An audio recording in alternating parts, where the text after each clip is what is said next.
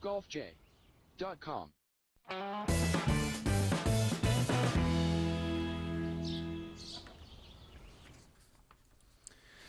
And hello, everybody. Welcome to another edition of the golfj.com podcast on Tuesday, January 26th. I'm Jim Sinacropi. My co-host, Rhett Taccone, not in studio this week. He's currently en route to the PGA Merchandise Show in Orlando, Florida. But I do have a special guest holding on the line. We'll be talking to Peter Ripa, the tournament director and CEO of the PGA Tour's Farmer Insurance Open, coming up this week at Torrey Pines in San Diego. Peter earned his bachelor's degree in finance from the University of South Florida and his MBA in marketing from Kennesaw State University in Georgia. He served on the board of directors of the PGA Tour Tournament Advisory Council and was the chairman of the Tournament Advisory Council's mobile device task force before taking over at the Farmers. He was also tournament director at the Crown Plaza Invitational at Colonial. Currently, he's driving in his car on the way to work, and we're lucky he's carved out a few minutes for us this morning. Good morning, Peter. Thanks for joining us. Good morning, Jay. You bet. Long year of work and preparation leading up to this week's tournament. Are you relieved the event's finally here, or will you save some of that relief for Sunday night? Yeah, probably Sunday night. You know, the reality for event hosts as well as tournament directors and planners, we get past Monday, and get past Wednesday, and it's a whole lot easier. Get that Wednesday Pro-Am. Here we have 2 golf courses, and we play as long as there's daylight. We actually have 68 teams. So you get past Wednesday, and then it's just making sure that everybody's having a great time and people are doing what they're supposed to support the event that we've talked about over the other 51 months of the year. Yeah, it's got to be exciting when everything comes together and the event's here, and then you're just actually executing on everything you've planned for so long. And such a great field for the Farmers. Jason Day's the defending champ. He's back. Keegan Bradley, Paul Casey, Ricky Fowler, Phil Mickelson, Hunter Mahan, Hideki Matsuyama, Brandt Snedeker, Patrick Reed, Dustin Johnson. Justin Rose is making this his first PGA event of the year. And it's the best field for all the tournaments this time of year. And I don't know, what sets the Farmers apart that always attracts such a top field? Well, when you look at the golf courses that are played in the early part of the season, Torrey Pines is a host of U.S. Open in 2008, again in 2021. Mm-hmm. And this week we'll see the winners somewhere around 9 under, maybe 8 under par, whether you're in a playoff or just outright champion, whereas, you know, some of the early season events, you can see guys get to as much as 30 under par. So it's a test of golf, test of a player's game early in the season. Guys may, you know, go to one of the other events, and then by the time they get here the last week of January, it is a good test to see where they are as they begin to set their sights on the big events of the year, being the Masters and the U.S. Open going into the summer months. Yeah, and it's is the final score something that you're focused on, trying to keep it in a certain range, or do you just set the course up the way you set it up and, you know, kind of let the players play and see what happens? Yeah, so the PGA Tour is responsible for anything that's inside the ropes, but we work hard on, with the city of San Diego, it is a municipal golf course, so the public can play it. We work hard on the conditioning of the golf course, and with that, we actually bring superintendents from around the country to help us in prepping the golf course. Feel like if you ensure a product at a high level in the way of conditioning, and we've been blessed with 3 weeks ago, El Nino hit, and we had about 4.5 inches of rain. That's about half our annual rainfall. So with the overseeding, the rye has been incredibly dense and very healthy, and that in turn creates, you know, great playing conditions when you're in the fairway and on the greens, but when you're in the rough, not so much. Right. Well, perfect. Previously, you were the tournament director at the Crown Plaza Invitational at Colonial in Fort Worth, Texas, during which time the PGA Tour's Advisory Council awarded your event the best marketing and sales plan in back-to-back years. Can you explain to our audience exactly what goes into a marketing and sales plan for a PGA Tour event? Sure. Each of the events, just like a identity within the city, each of the events you try to establish an identity for the event. And our golf course is the biggest golf course on the PGA Tour. It's 7,680 yards, but it's also a beautiful setting that overlooks the Pacific Ocean. And at the time of year we don't have to have our hospitality venues or any of our venues climate control. We can be open air, and that allows fans to really feel part of the action. And almost when you do get a build and a concentration of fans like you feel in a stadium, with that you make sure that you have a good grasp and try to give a flavor of what the city and what the community is all about, whether it's the food, the sounds, the settings. So we have a lot of outdoor space that we create that is fan-friendly for folks to take a break and enjoy some a beverage or a meal, watch on a video board, or just do some interactive fun with our, like our social clubhouse, and track the players, and then maybe 30, 40 minutes go and catch up with a group. Or if the wives just want to stay and enjoy a Chardonnay and watch the Pacific Ocean and continue to talk, let the guys go out and follow Phil to the back nine.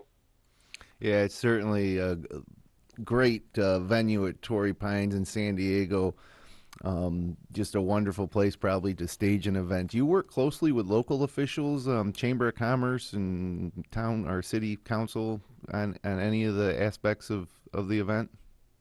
Yeah, you try to invite all those who are key to the party, those who would add to the experience for our fans, and little things to make sure that everyone feels special. We feel like we've been charged as the Century Club. We're the host organization for the event as a 501c3. We feel as though we've been charged as ambassadors. So when you bring the curtains up on Thursday, there's a responsibility, and we're competing for the hospitality, leisure, and all of it, whether it's their value that we create or the time that they have other choices. And you have other choices in San Diego because the weather is great.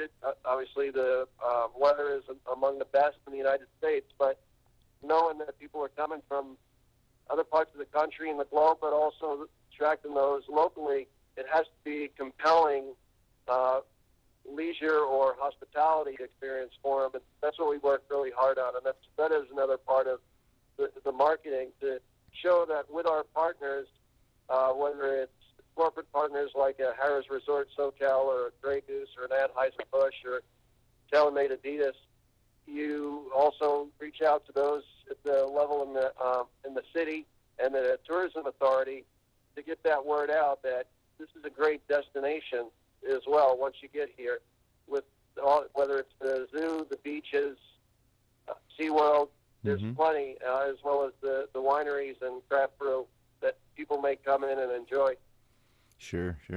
So, obviously a huge event generating millions of dollars for charity and a big purse and, TV involved and 36 holes. What type of staff, what size of staff, and what are some of the roles of your key staff members that you have to pull this thing off? So, as we have evolved, so too has the staff, and we actually have a full-time staff of 11 in it. Wow. There's more that are concentrated on the sales and marketing and of the event, and then our operations. We do have a director, but his staff is more seasonal, and then another 850 volunteers that assist us as well. And then our host organization has 60 men and women who are committed to promoting the community as well as San Diego and the tournament. So with that, it's really orchestrating all those details, but on the staff on a day-to-day basis, we're making sure we're nailing the tackling and blocking. So much like a coach preparing for a game, you're making sure you're putting together a game plan that's going to be successful, but also something that's executable and you can deliver to, whether it's the volunteers and or our members and or our partners to support.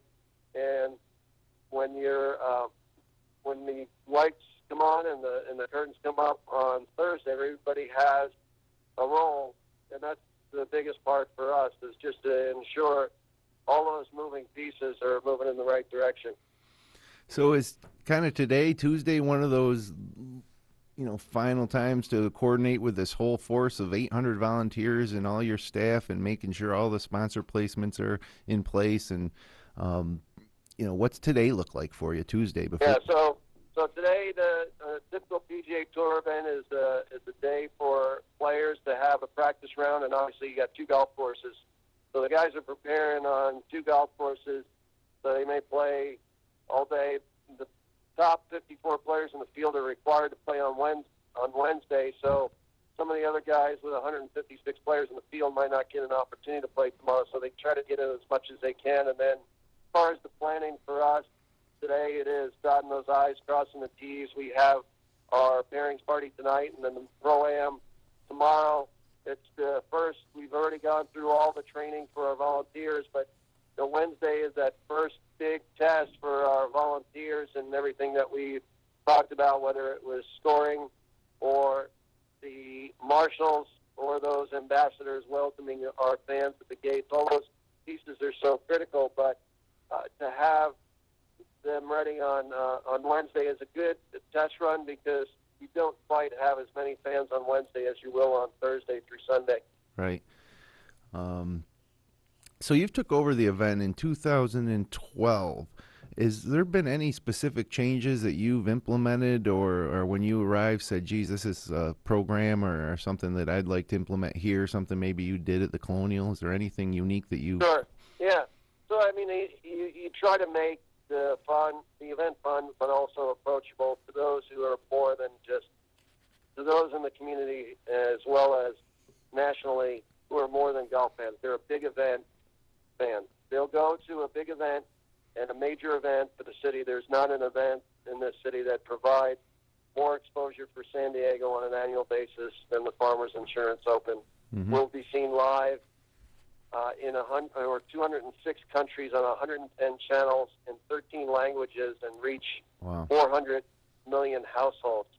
So with that, you make sure that is communicated, but also that when you're presenting San Diego, we work hard to create an experience on the site. So opening day is a big thing in San Diego. We've got opening day with the Padres as well as Del Mar races. So we have an opening day theme of Get Prep, and we're having our fans come out in their favorite preppy dress, and we'll have some fun Instagram contests with some partners, as well as on Saturday we've established as University Day. So support your school and come out in your university colors on Saturday. And again, we have fun with posts and social media and share.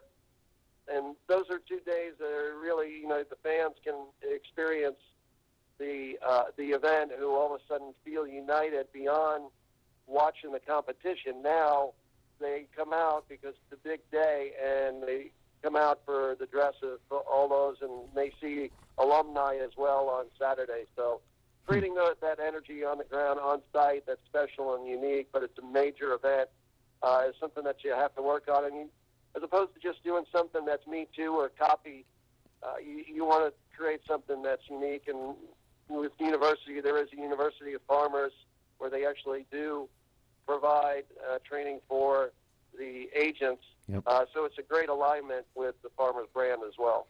Yeah, that's really interesting, because you have a PGA Tour event and all the great golfers in the world, and that would probably be enough, especially set in San Diego, but you go the extra mile to make the event that much better. And it seems like the type of stuff you're doing will get people excited when the event ends to start thinking about next year already. So that sounds like a great plan that you have in place there. Yes. You mentioned all the television viewers, 226 countries, 20 languages, 24 U.S. TV viewers, 925 million globally. CBS and Golf Channel are broadcasting the Farmers. How much control do they have over aspects of your event, like the schedule and pairings, and really what's it like working with major networks like this? Right. So the PGA Tour and the network, they work together on the pairings. Pairings are done based on the player's status, and they're winning. Obviously, those players who've won would have the highest status and would be in that category A, and then you've got those who are world-ranked players, et cetera, and they'll fill in the pairings. But to be honest, too, the networks have had the opportunity to pair it to. Mm-hmm. Oh, Peter, you still with us? It sounds like we may have lost the connection with Peter, but we did get ultimately 90% of that interview in here as he's driving to work as the tournament director and CEO of the Farmers Insurance Open. And you can watch the Farmers Insurance Open starting on Thursday and Friday on the Golf Channel, and again on excuse me. And you can watch them again on the weekend on the Golf Channel in the morning, and then on CBS in the afternoon. And so I don't have a chance to thank Peter personally for making the time for us this morning as we got disconnected. But actually, it looks like he might be calling us back right here. So,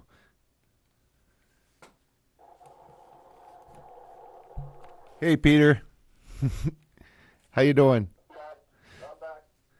Yes, that's all right. I was just actually getting ready to wrap up. There's just one more question I wanted to ask you. Sure.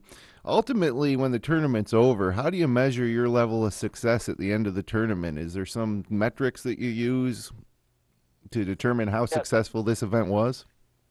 Yeah, certainly. I mean, obviously, for us as a 501c3 nonprofit with the net proceeds benefiting significant charities, you measure the impact on the charities within our community, the economic impact, the rooms that we were able to drive, and then for our title sponsor in Farmers, you look at the value that you created on TV. So with that is not only, it goes beyond the TV rating, but how the brand was presented on TV and the logo placement, whether it's in broadcast or on site, whether it's the logo mesh, the tee markers, the caddy bibs, the pin flags, all of those. We watch the telecast, and you just make sure strategically you've got the tournament sponsors, the title sponsors, brand placement so that they're maximizing the value of their investment with us so they continue beyond 2019, which is the term of the current relationship with Farmers. Does the sponsor watch this with you, or do they give you their feedback on what they think about the sponsor placements? So yes, we coordinate with our title sponsors agency. We watch the telecast, and we all put together notes, and you look at those opportunities, and obviously you have to do it within the guidelines of the PGA Tour and the competition. So the best way to delineate or to separate our role versus the PGA Tour's role is that the PGA Tour is responsible for everything inside the ropes, and we're responsible for everything that goes on outside the ropes. And in coordinating the placement of those, whether it's the tee backs, as I mentioned, that's something that we coordinate with our title sponsor. Well, you can watch the Farmers Insurance Open starting on Thursday and Friday on the Golf Channel, again on the weekend on the Golf Channel, followed by CBS's third and final round coverage. Peter, I'd like to thank you so much for making time this morning and wish you best of luck on another great event this week at Torrey Pines. I appreciate it. See you, Torrey. Yeah, we'll be watching. So you can follow the Farmers Insurance Open online or go to their website, farmersinsuranceopen.com. Peter Ripa's on Twitter at Peter Ripa, and I would like to thank all our audience here for joining us for this special edition of the GolfJ.com podcast. Stay with us later this week, and we'll have Rhett DeConey down at the PGA Merchandise Show in Orlando, Florida. In fact, follow us on Twitter at the GolfJ for live updates and photos from the show floor. All our episodes and the best of the wide world of golf on the web can be found at golfj.com. We'll be back next week with another episode. Until then, remember to go low, and if you're on the course, hit 'em long, not often.